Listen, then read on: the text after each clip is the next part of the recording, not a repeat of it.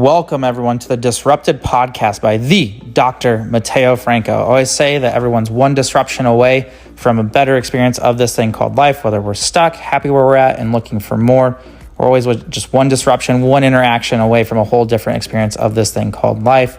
If you're listening to this, don't forget to go to YouTube at the Teo TV, all lowercase, and like and subscribe for the video experience. Let's get to it. All right, everyone. I'm super excited for this new series that we're starting. It's called DisRupted. It's a video podcast, and I'm excited for the guest that we have today. He is going to be a regular on here. I'm just super excited to start this and start sharing this. We'll have it here on YouTube. We're also going to have it on your favorite podcast platform, so whether it's Apple or it's going to be Spotify or whatever other platforms out there, we'll also have it on there. If you haven't already, go ahead and give us a like and subscribe. Make sure you never miss a video that drops. Without further ado, I'm going to introduce my friend, my mentor. His name is Rick. I'm super excited for you all to hear from him. We've been on calls for 2 years. We've known each other well beyond that. But for me, at the ripe age of 31, going on 32 years young, Rick and I connected, and one of the cool things about connecting with Rick is, when you get to draw from people that have a lot of life experience, they create context around this thing called life, right? There's lots of different aspects to that. There's business, there's health, there's dating, there's the whole gauntlet of things, each person choosing the life that they want to live, and all these different topics. But when you have people that are open and willing to share their experiences, it can make all of our lives much, much richer. And for that, Rick has done that for me. One of the things he's helped me out a ton with is dating. We love talking about fitness and just relationships as a whole, him being a father, his relationship with his siblings, and just life as a whole. And so that's why I'm excited to bring him on here and have you all learn from him, just as I have learned over the past 2 years. And without further ado, I'm going to bring Rick on the stage here. Hey, Dr. Mateo, how are you? Nice to see you. Yes, thank you for being on this today. I know that you and I have talked about this for the past couple of years of making this happen, and today is the day that we're legit making it happen. That's great. I'm excited about it. Yeah, so I kind of want to dive in a little bit of what specifically, I know we're going to have a full podcast and video cast, but specifically some of the topics that today's kind of like an overview or an intro to what we'll be releasing over time. And I know you have lots of topics that you're very well versed in and have different life experiences that have been a great source of wealth for me. Do you want to just give us a little idea about yourself, some topics that you enjoy, some things that you love sharing about, and we can kind of start from there? Yeah, if not now, when, right? Yes. Well, I remember approaching you, Dr. Mateo, probably over 2 years ago, and I was consuming some of your content from, I think it was Facebook at the time, and you're opening a new office. And we were meeting at some of these seminars and events.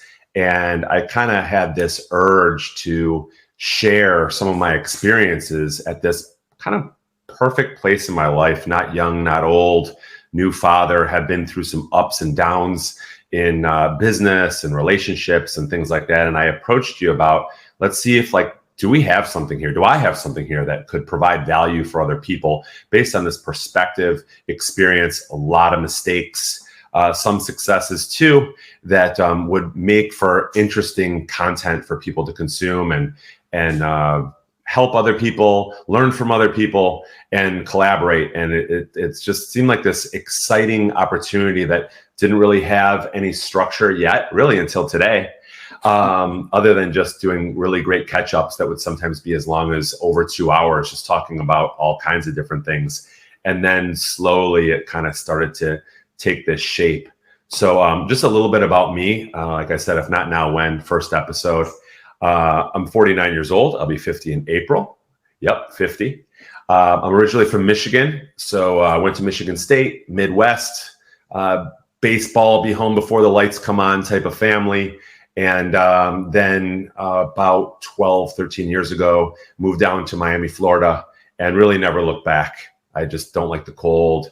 I'm a tennis guy. I like the sunshine and the windows down and the top off on the Jeep kind of lifestyle. So no more Michigan other than for visits. I've been in the mortgage industry.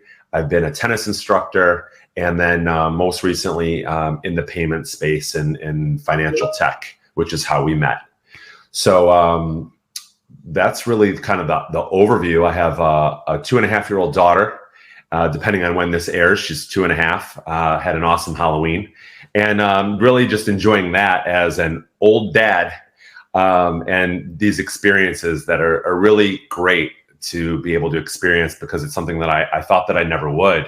I'm 47 years old with no kids, and now I'm 49 years old with a 2-year-old. So lots of fun experiences to share, both wins and losses, and really looking forward to it.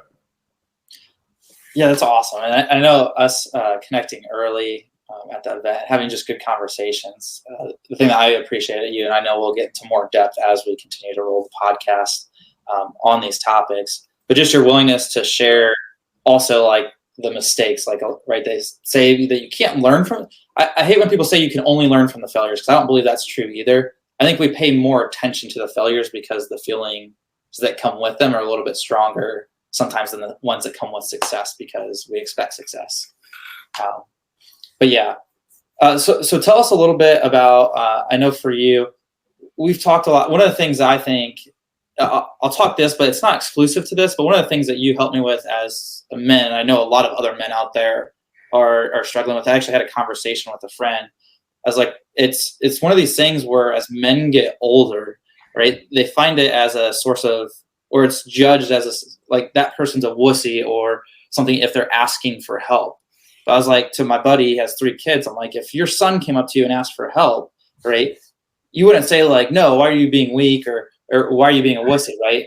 And I think as men, we kind of grow out of that, and we create these scenarios the way the world works where we're super guarded and we don't really share about these topics. And one of the places that men feel, and I'll speak for myself, most insecure is usually in the dating realm.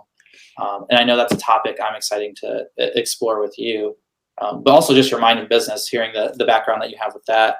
I know some other things, obviously, via our calls with your family too, of some traumas and some things like that in there that have helped you become the person that you are. What are some of the topics that you like really enjoy sharing about, or like you really resonate? I know between us, we've had a lot of these, but what are the ones that really just fire you up? Well, I mean, there's such a wide range. I mean, just to even list any, I would probably be missing a lot. You had mentioned more so on like just not necessarily dating, not with like some intention of some kind of hitch type of scenario, like the movie Hitch with Will Smith. Not that, more so kind of like observations, how social media has really affected things, particularly Instagram and others, and the dynamic of some of the dating apps and things like that, where everyone's swiping and there's this sort of less personal, less in-person kind of scenario. I think it's pretty interesting, again, being almost 50 come April, to have had quite a lot of time without that. And now it's just very, very common to have people communicating, not even asking for someone's phone number anymore, but just asking for someone's Instagram is really kind of telling on the way things are moving, how people communicate, and then therefore flows, of course, into dating and different expectations and things like that within how people meet, not just collaborate business-wise, but from a relationship standpoint, how things are very different from my day on what that was like way back when. So I think some of that is probably pretty broad and interesting to a lot of people that they may already know, but maybe there's some things that are helpful for us to share within our conversations about how things have changed and shifted. And like you said, certain insecurities and things like that a lot of people are feeling, or, to not feel like there's something wrong with them. There's a lot of things like that I think, we can dig deeper into and provide value for our viewers. For sure. And I know a lot of it comes back to the topic. I think the whole dating or relationship thing is also our ability to self-develop is something. And I think that's really one of the things that we resonate is we both self-develop. We like getting better at things. And, that's really what this video and podcast is for. If it's for people that don't want to get better or just want to sit and blame and judge and point the finger, this is not going to be like a video or podcast for that. It's for people that want to take responsibility, want to learn, want to grow, and take chances, right? And learn with those insights. So yeah, I know that's going to be a super exciting thing for Definitely us. a recurring theme. Absolutely. Yeah. A topic that we hit regularly. And the other thing too, like what are some of the things, so I know this is gonna be the fun part about it. And this is like why it's such a good meshing of us just with the experience difference. I won't say the age difference, but the experience different in life, because there's so many curious questions, right? And the thing that I always appreciate about you and what my mentor said is it's not about telling people what to think, it's to get them to think. And I think you do such a great job at that and sharing your experiences and those things too. But for this specifically question is going to be geared a little bit more towards younger people figuring out life and stuff like that. But what are some things and I'm trying to keep this very general, and I know that's our goal with this one, is what are some things for like younger people? And I'm going to ask the question. I know I want to get into the people that are just justers, right? But to younger people that, right, supposed to have it figured out, right? That's supposed to, that dangerous word, you're supposed to have figured out. What would you encourage them from like all aspects of life? Like, and you can share a little bit of stories if you want to on that, but just like how life actually having the experience difference between us, like how it actually plays out versus like where we feel we're at is like stuck or not where we want to be, or there's a lack mentality. Yeah, I think that's an excellent topic and one we've talked about multiple times, and I'm happy to kind of dig in on this one a little bit. I think that all people, but younger especially, have some sort of timeline in their head that by this age they'll have a house, by this age they'll be married, by this age they'll have kids, and they have this roadmap in their head, possibly based on their parents and maybe even their grandparents. It might go back that far to how their grandparents did it, although things are very different. And that somehow there's a stigma or failure to like, oh my God, I'm 30 and I'm not married and I don't have a fixed rate on a mortgage and I'm not paying down and I still have some student debt. And there's borderline like panic, insecurity, and some other things that it isn't going according to this very deliberate plan that way more often than not isn't even the reality. And then it's easy for someone to get down on themselves that, well, by now I thought I would, but that road may not have really brought what brings them happiness. So working on themselves, being in the best shape mentally, physically, this is something you can speak way more to, Dr. Mateo, and being really the best version of themselves and just going through life and as it comes is just a much better way to go than like, oh my God, I'll be 30 in 2 years. I better find someone. And I thought I'd have a family by this time.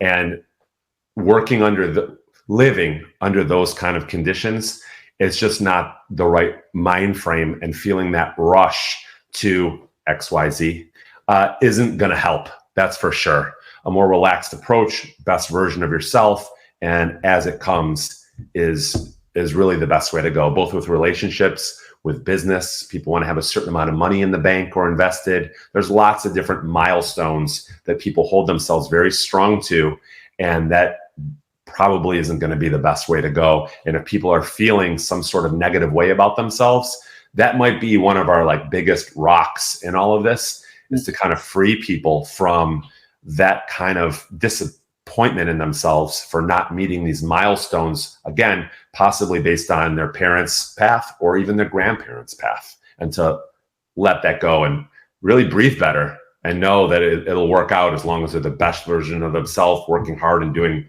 the most that they can do. I often say, all you can do is the most. Right. That's so good. And I love what you said there too. And that's one of the things that you're creating too. There's a phrase that I heard. It says, healing is in belonging, right? We all want to know that we're not crazy or as crazy as we think we are, like in our head. So creating those scenarios, I think is really, really beneficial to know that. And I know that we're supposed to in the comparison and all those things. And one of the things too that I think off of that is people spending time with themselves, is because that's how do you know what you truly want? Like some of it is sitting with yourself and actually looking at it, getting away from the distraction we talked about social media, Instagram, those types of things, when you're comparing to everything else, you're never going to meet the mark because there's always going to be someone that's got the next thing, right? But also in sitting with yourself is also actually testing it, right? Actually doing it. Like same thing we're doing with our video and podcast, right? We're not going to know how to necessarily create in all the directions we want to go until we actually just start doing it. But having people there, I always think of it like a spotter at a gym, right? When you're exercising, sometimes you think you're doing the reps right and stuff, and you're maybe doing it too fast. You may not have the right form and all that. But the only way you're going to know that, and it's what Tiger talked about in golf, the feels versus reals, right, is having a spotter. And that's what I always think about, having good friendships, having mentors, people with similar interests or different experiences. And I think the other cool part too is you're so well versed, but this is like kind of the fun part, right? If you want to get in shape, like go hang out with fit people, like you're bound to get in shape. You want to be a multimillionaire, hang around multimillionaires. If you want to be a great dad, hang around good fathers, right? And husbands. And you could go down the list of these things too, right? And so I think the unique thing about you is you have all these connections, but all these diversity in those topics. But yeah, that's good insight. What would you say to people? Let me think of a question here. What would you say to people that like where would be a place to start for them if they feel like stuck or they want change, not sure where to start?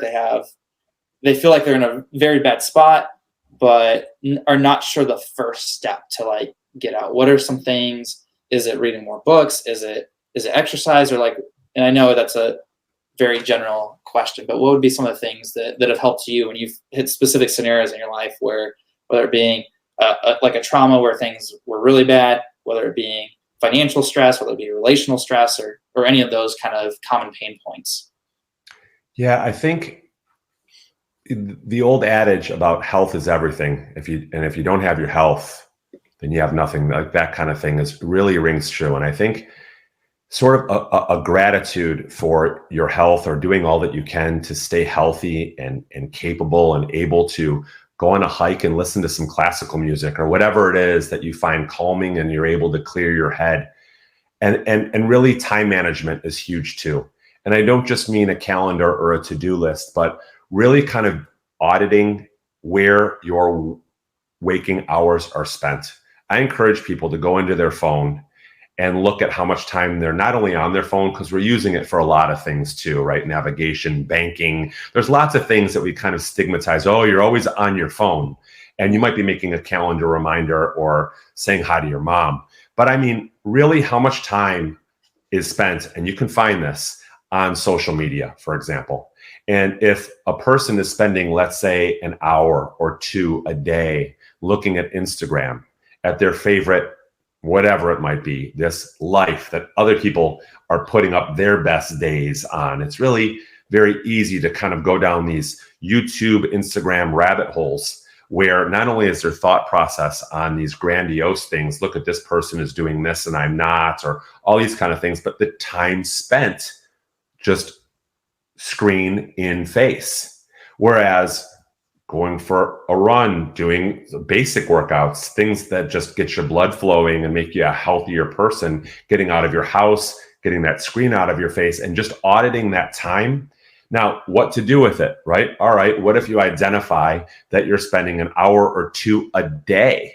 That's quite a bit. It's 15 hours a week. All right, so tell me that you don't have time for a workout. You're spending, in my example, 15 hours a week, 60 hours a month on, that's like, a work week and a half, assuming a 40-hour work week. That's a work week and a half that you're spending on your phone, and how that time adds up, kind of like people that are complaining about their finances being right. But it's like, well, how much are you spending on $6 coffees in the morning, which is both the health and the financial side of that, right? Or maybe more than 6. I don't know. I don't go to those big box coffee places. But auditing that and saying, all right, well, how could I better allocate my time, my attention that would move me forward even just the littlest bit each day to move more, clear my head more, instead of just scrolling more and things like that. I would say that's really a first step, is auditing your time and what are some possibilities. And it may not necessarily be fitness. It could be yoga. It could be that's fitness. It could be a pottery class. It could be gardening, whatever it might be that just kind of allows you to just like experience a little bit instead of, your phone screen is like all your extra time and then some is going to look at other people's best lives or whatever it is you're into. It's definitely something where you could take some time back and give it to yourself. So when someone says they don't have the money for blah, blah, blah, how much are you spending on those expensive coffees? No time for a workout. All right, get in that phone. How much on Facebook, Instagram, Snapchat, whatever other ones are out there that they're on, and like take back some of that time and give it to yourself instead of to your phone. So I would say that's really a first step, is time management and holding yourself accountable. Please don't tell me you don't have time. You're on your phone a lot, and let's just reallocate some of that. Not entirely, but what if you took that 1 hour a day for a hike or a walk or a gardening or a pottery class or whatever it is that you might move you forward that bit? I would say that's a good start. Yeah, that's really good. And it's always the small consistencies that win. Absolutely. And that's the contrast of that too. And that's what I always say to people is being stuck feels hard, right? It doesn't feel good. Going to the gym doesn't feel good either. I was like, but you get to choose your results. And that's the responsibility or accountability part, is what results do you want? And there is something physiologically, when you look in the mirror physically and like the product that you see, it does something emotionally and spiritually for people too, or at least I'll speak for myself. And then also having the inside taken care of as well too. When I look forward to getting into some of those things too. Like we both have some good adages and examples on fitness and nutrition and things like that will be fun to get into some of those things too. Yes, I know. I'm very excited. I'm like trying to hold the restraints on some of them. Yeah. But I do agree with the health part, taking care of the self and then those things too. It's always choose your heart. It's all going to be hard, right? There's a father of 7, and this was like one of the things that stuck with me. And I use this for almost any application. And he said, I know at the end of the day, I'm going to be exhausted. Like, and most of us any day, like we're exhausted either way, right? We're just tired. And so if we know that, he's like, then the question that he asked is, well, how do I want to choose to be in each moment, especially with 7 kids? He was talking about reading them bedtime stories and stuff like that. He's like, I'm going to be exhausted either way. So, but we get to choose how we invest that time in between. If exhaustion's then an outcome.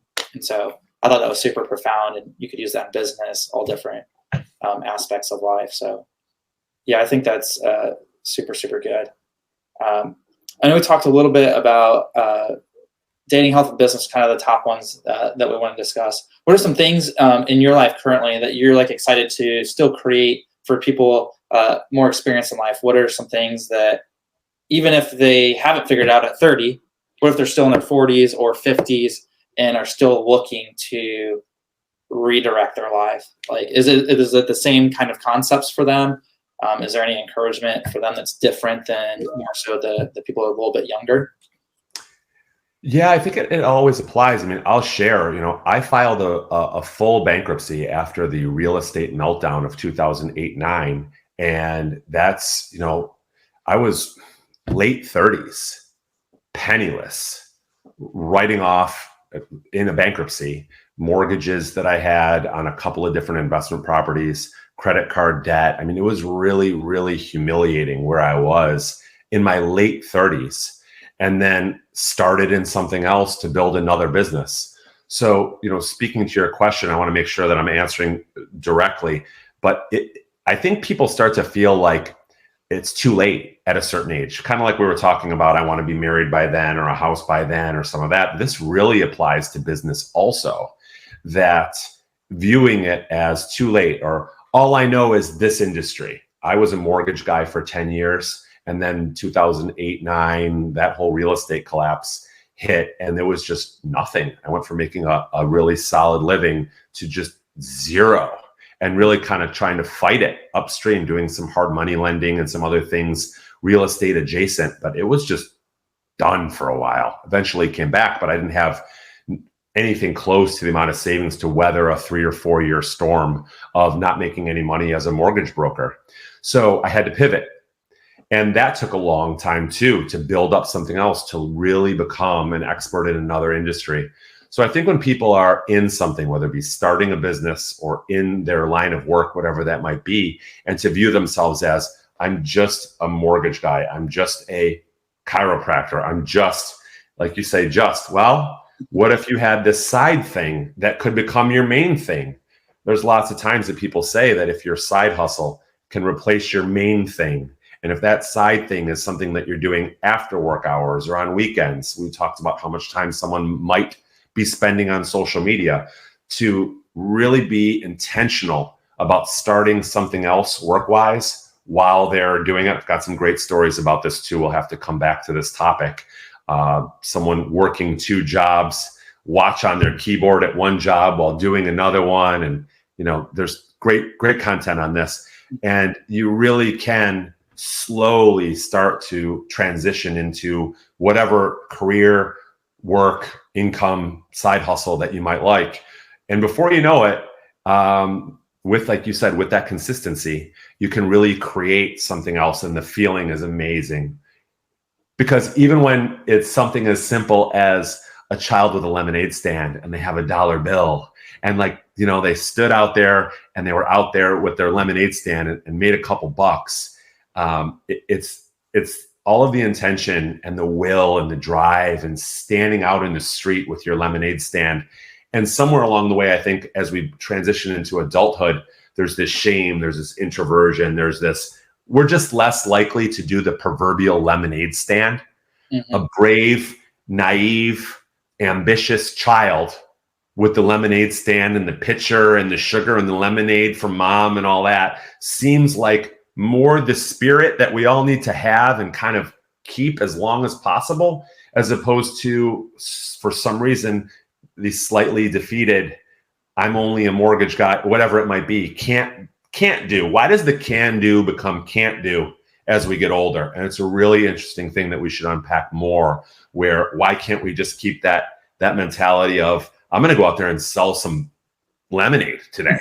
And that same go, why can't we keep that at various times in our life? Because we all know life is going to do this, but if it is on a downward, maybe you get bumped into something that's even better. And that's another saying that I often say is, from some of the worst things in my life have come some of the best things. Not easy to keep your head right when you're in a real glut, but maybe from some of that bad bumps you into some good. So I would say that's probably, in long form, the best answer for people that feel like you said, kind of stuck, is to keep that lemonade stand ambition that was in us at some point. Yeah, I love that analogy. Another part, and we'll dive into this, a different one, but is again, coming back to having the relationships around you, the mentors, the friends, is I always say, when a kid gets tired or whatever, doesn't accomplish, we always use the walking and falls down and stuff like that. When the kids fall down, right, we encourage them to get back up until they try. We actually cheer them on. For some reason, when we transition to adulthood, right, when an adult is having a rut or is too tired or whatever it is, we give them more work or we sell the grind. Yeah, just keep grinding, right? And I think there's a difference between working more hours and producing more with the time that we're investing. And so I think having community is a big thing, and it does take a skill set to know the right people for that community too. You can't just, for my biased opinion, and maybe this is a great question too, is having people. You don't always want people just telling you that, yeah, you're doing such a good job. You're doing such a good job.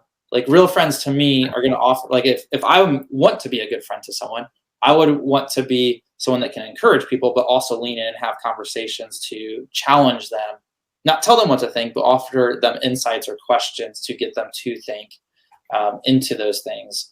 So, yeah, I really like the way that you package that with the lemonade stand and pushing that way. For those things.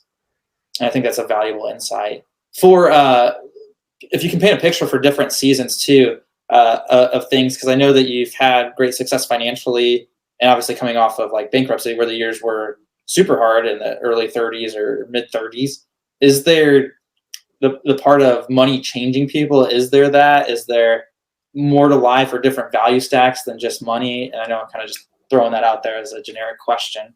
Yeah, I think there's a few different layers. And I think, once you achieve a certain comfort, and there is an actual threshold where your bills are good, you're covering that. Hopefully you're living within your means. And we can get into that later. And then you've got savings and you feel pretty good. I feel like that's when you start to have a really good perspective and you're in the right mind frame of a little bit more clarity. When it's hand to mouth in the beginning and this money goes here, here, here, this bill's paid, that bill's paid, I'm at zero, and you're happy to be at zero and not to be negative or borrowing or credit carding or anything like that. I think, again, this is oftentimes because of social media and everyone's living their best life on Instagram, or you're seeing private jets, or the Kardashians living their best life and in Los Angeles having lunch and doing amazing things courtside. But that once you're at even covering and then plus a little bit, I remember I told my dad, I put $100 in a savings account today. Like, I was so traumatized and felt like such a failure that I put $100 in savings. It felt silly, but like, I'm just going to start. Mm-hmm. And I think this really goes well with business and health. Someone that says that they can't, you can hopefully put $100 somewhere. Don't stop buying those coffees or whatever it is. Put that money in the bank and start a savings account. And next month you'll have $200. I know it's cute. It sounds like nothing, but just that intent is really good. And with fitness, someone says, oh, I can't, like, walk one direction for 10 minutes, turn around and walk back. Like, if you want to hold some weights, you want to listen to something, if you want to run, if you want to hop, skip, jump, go 10 minutes that direction. When your beep beeps, come back. You will have done more than, like, there's this jump I think people need to do, whether it be the gym or finances. They need to be saving thousands. Save 100. Walk 10 minutes. Turn around, walk back. 2-3 sit-ups. You don't have to do 1,000. So I think with business and with fitness, it's really, like you say, the consistency. And just starting is often the hardest part. Have you ever needed to clean out a garage, a drawer, a closet, anything, and you just kind of put it off? And then once you get started, you do way more than you thought, and it's just getting started. So yeah, I feel like with the financial side of things, that the shortest route between getting out of something is just knowing that you're not going to quit, that you're going to be intentional about it, being deliberate and doing whatever you can. Look, if you're really not buying those expensive coffees and you're really cut down all the streaming services and all the music services, and you're not going out to dinner as much and making food at home, and you've really cut what you can and be as lean as you can as far as the finances, all right, then what else? What else is there? Can you cut some time off of your phone? Can you go garage sailing, flip things on Amazon? Ask 3 successful people you know for their 3 favorite books. You've got 9 books to read now. And it's pretty awesome. Or audiobooks. I'm more of an audiobook, go for a walk guy. I just consume it better. I tend to start getting distracted if I'm actually reading. I try, but audiobooks work better for me. But now you've got 9 audiobooks from 3 really smart people that have been successful in the areas you want to succeed in. You've got your work cut out for you. Like, don't say you can't. So I often joke around with people that are really having trouble with nutrition, like with all the information that's out there. And I kind of joke, like, we've joked about this, Dr. Mateo, like, you put it in your own mouth. You know that cake, pizza, French fries, I could go on, and donuts are probably not pushing you closer to your goal.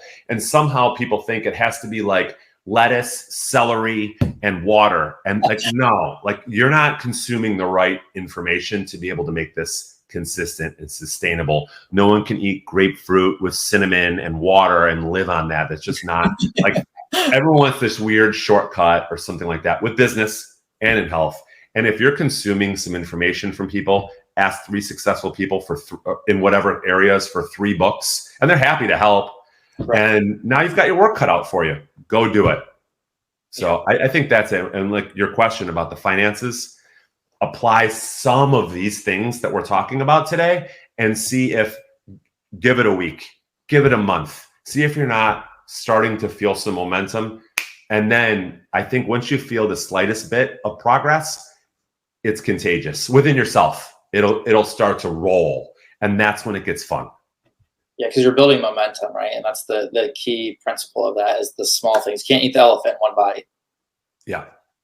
And that's also very crucial too, even with the finances in doing those things. It's those small things that add up. And a lot of times we start looking at whatever hole or whatever and it doesn't have to be a hole that we put ourselves in, right? But we look at the giant thing and instead of just taking one step at a time towards what we want to.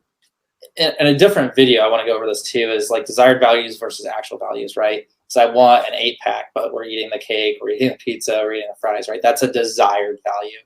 And then there's the actual values of what we actually do, which is the action. And then coming back to communication, right? They say 80% is nonverbal. So that's how you really know too, when your mentors, coaches, and stuff like that is watching the actions. Are they actually living out what they're speaking? Are they congruent in those things too? I think is very important. But yeah, I like those analogies. And then the like 10xing your profits. That's one that helped me a lot. Instead of setting the goal for 0 is like, I have to get out of debt, which is the goal is to hit 0, is how do I make 10 times more revenue than I have and still have the strategies in to pay down debt. And then it comes back to what we kind of alluded to in this specific video is gaining skills, right? Reading the books, asking 3 people that you know that are successful, what 3 books, you're gaining a skill. Learning how to sell stuff online, like affiliate marketing, Amazon, like those things, or how do you make more connections? Like, and this was one of the profound things, and maybe you can kind of share on this too, and then we'll wrap up this video. But there was a reel, and I know that for a while they were sending back quite a few reels. There's a reel where a guy was going to meet a billionaire for the first time, never met a billionaire. And so one of the things that he asked him was, what was the difference between you when you, like, what were the activities that were different from you being a millionaire to being a billionaire? And he said a millionaire starts focusing on like task and like operations and like those things. A billionaire's focus is just on networking and creating relationships. And I thought that was super profound. Would you say that that's like an accurate or anything that you would add to kind of that? Well, I'd love to be able to comment on what it's like to be a billionaire. We're so close. That'll be a future episode. All these videos, we'll be there. Yeah. So, I've got to be honest. I'm not there yet, not even close.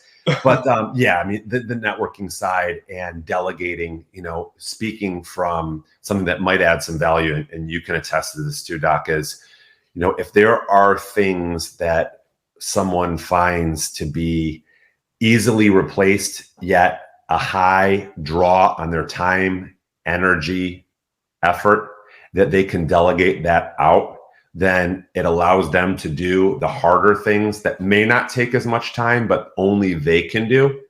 For you example, maybe you're doing a day one, maybe new patients and things like that. Why would you paint a wall in your office? Right. Why would you paint your office when you can literally pay someone, I don't know, 15 to 20 bucks an hour, when you can do what brings yourself, that only you can do? Pretty much anyone that may or may not do a great job could paint the wall in your office. And if you could just delegate that, and it allows you to do whatever it is that no one else can do as well as you, I think that's where people start to realize that they've got to let go of a little bit of control within their professional world, space, life, business, practice, whatever it might be. And you have to, because if you're going to do everything, then it's just not going to be as good. You can't seat the tables, cook, ring up the check, bust the tables. It's just not possible. So I think that's really an early step of, I enjoy this. I'm really good at this. Not everyone's good at it.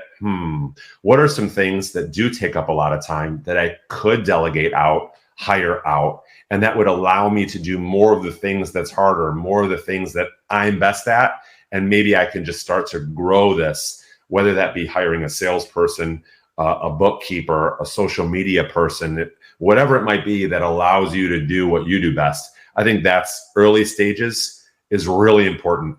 Some of the people whose podcasts we'll maybe talk about later that we consume, that first employee or that first time that you can just lay that off on someone else and pay someone else to do whatever it is really, really nice. That's some early steps, but crucial.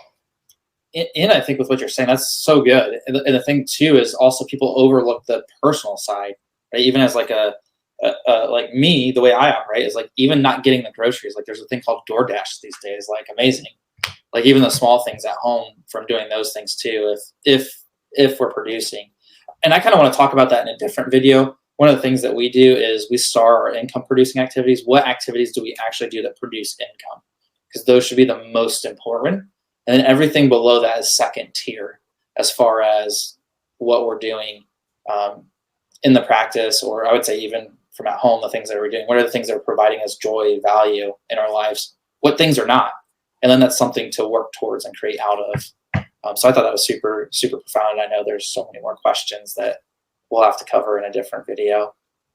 Is there anything else that you would like to add for kind of our intro overview of what we're going to be diving into? Anything for the viewers that you just want to let them know? I know I'm super excited for this, especially after 2 years. The 2 years of anticipation for both of us is finally driven us to do this. And I'm just so excited to, just continue our calls and our conversations and just see the people that we get to connect with through these videos and the relationships and how it just helps them. I'm super stoked for that. And quick shout out to our producer, Jarrett. We call him Jay. He's on the back making all this happen too. So I want to give him a quick shout out before we close out the video.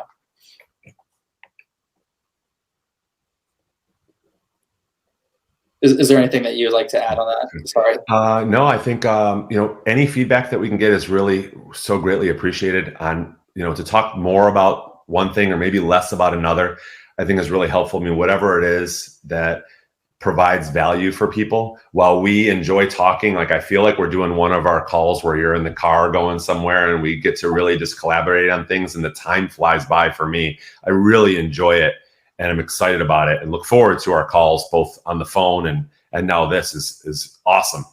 But anything that we can do, any feedback that we can get on, I really would love to hear more about that or less about that is really helpful for us. Because I don't want to be up here rambling about something that makes people bored. So if there's something else, any kind of feedback is so greatly appreciated because we want to bring potent value to the people that are consuming our content. So that's really about it. I'm looking forward to the next episode. Yeah, I'm super excited for it too. And yes, any feedback will help us. I know we have some good ideas too of maybe essentially finding a way to patch people in where we're actually doing those calls, where we're on the road driving, where it's more a little bit uncut, untamed. So there's a lot of ideas that we have for this.